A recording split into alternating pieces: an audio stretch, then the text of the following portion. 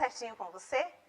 Eu sou Tânia Maria, professora de Ciências Naturais. E por aqui vamos de mais uma aula sobre conhecimentos gerais. Hoje vamos refletir sobre cadeia alimentar, posição de consumidores e produtores. E aí, tudo pronto? Vem comigo nessa onda!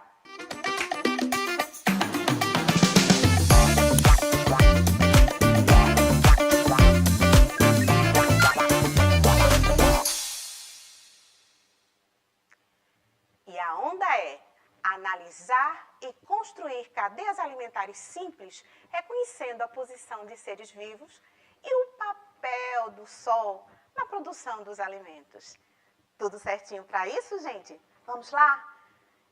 Começando com uma questão importante. Imagine que você esteja vivendo na natureza, sem qualquer acesso a tecnologias ou apoio tecnológico e precise sobreviver. O que é que você comeria? Iria de ovos dos pássaros, de plantas, de uma maneira geral, de frutas, verduras, raízes. O que é que você escolheria para se alimentar? Então, essa escolha é a base das cadeias alimentares. Mas é preciso ter cuidado, viu?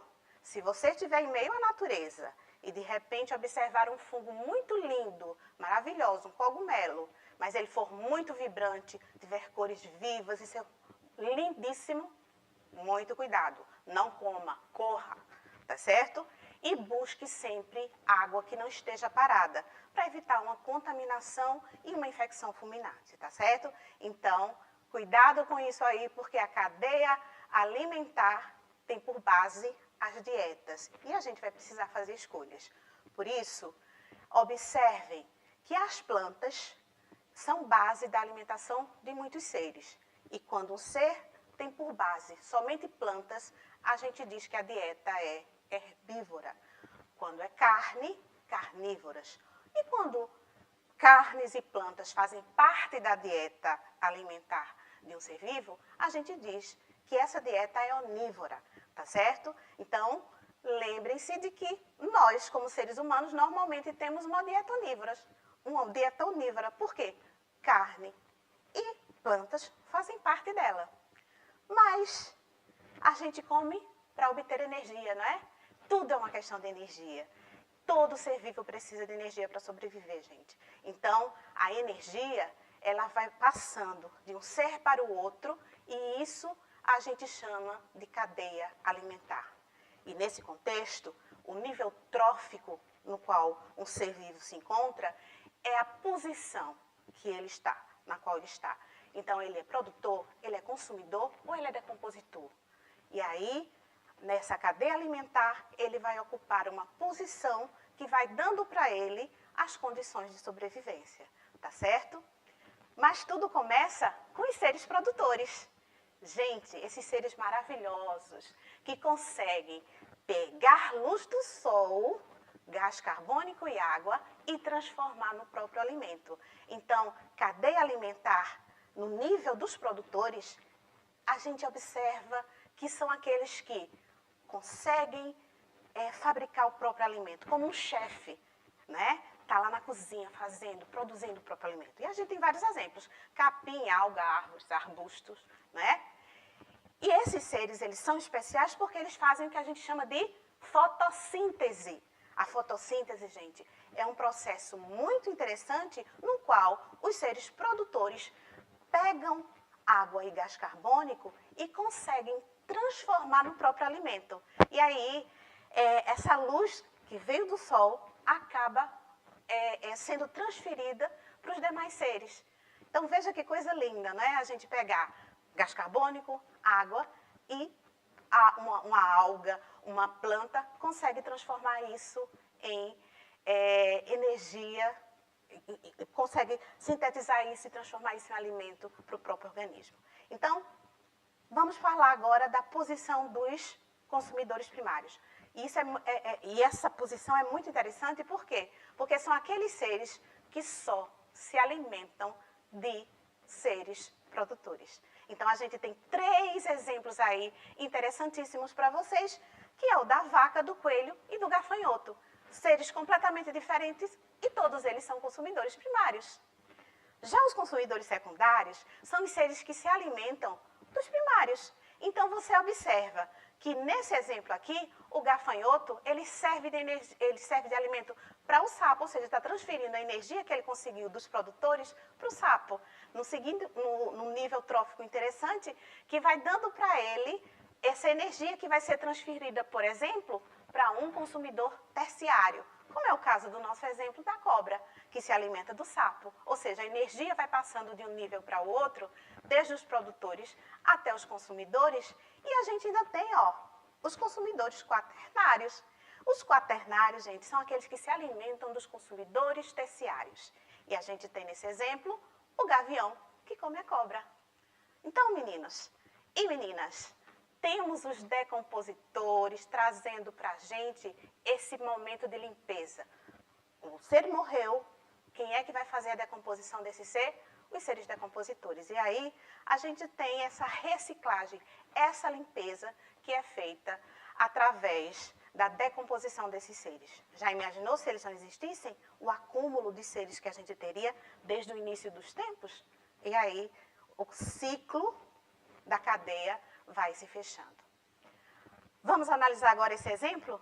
Um exemplo aquático. Olha só que coisa linda. A gente tem os produtores, as algas, o camarão, né, como sendo um consumidor primário, o peixe-trilha como um consumidor secundário, o atum como um consumidor terciário e um tubarão como um consumidor quaternário.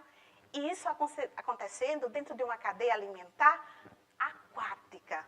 Veja que a gente tem vários tipos de cadeias alimentares e quando elas vão se intercruzando, a gente tem a formação das chamadas teias alimentares, que elas já são mais complexas, porque em uma cadeia você pode ter um consumidor primário que de repente se alimenta de um consumidor primário ou de certa forma, trazendo aí essa questão de você ter um inseto, como a gente observa às vezes, alguns tipos de pássaros que se alimentam, pode se alimentar de um gafanhoto, que é um consumidor primário, ou, de certa forma, trazendo aí uma questão interessante, que é a alimentação através de sementes, que já são dos seres produtores, né, gente? Então, essas relações que vão se estabelecendo entre as cadeias alimentares é o que a gente chama de teias alimentares. Elas são bem mais complexas do que a cadeia, que já é uma sequência linear. Lembre-se que na natureza ninguém vive sozinho. Todos os seres estão ligados numa rede de vida. E uns se alimentam necessariamente de outros, viu? E tudo começa com a energia do Sol.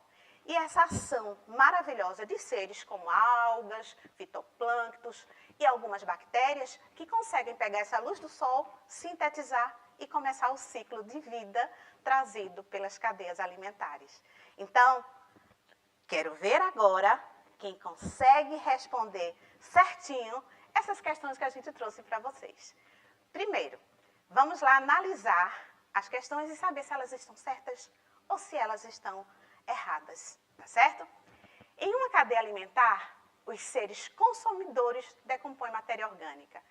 Isso é correto ou é incorreto? Gente, isso é incorreto. Afinal de contas, quem vai decompor matéria orgânica são os decompositores, não se esqueçam. A segunda afirmativa, os consumidores primários numa cadeia alimentar são aqueles que se alimentam apenas de restos de animais mortos. A gente sabe que isso é mentira, não é verdade. Isso quem faz são os decompositores. E agora, a terceira afirmativa. Seres que fabricam seu próprio alimento através da fotossíntese são denominados produtores. Quem acertou aí, levanta a mão. Vamos ver se vocês colocarem um certinho aqui. Afinal, é a letra A? É a letra B? A letra C ou a letra D? Somente a afirmativa 3 está correta. Então, parabéns aí a quem prestou atenção e respondeu certinho. E aí, gente, não esqueçam, de maneira geral, todo mundo está dependendo de todo mundo para ficar aqui nesse planeta, viu?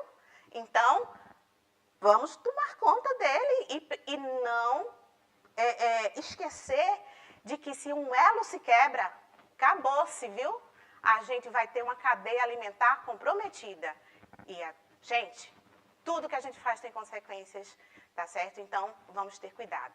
Cadeia alimentar é essencial para a gente viver. Um beijo grande, tudo de bom e até breve! Lembrem-se de acessar o nosso QR Code. Lá vocês vão encontrar várias atividades e leituras e vídeos que podem te ajudar a compreender melhor esse assunto. Tá certo? Beijo grande e até breve.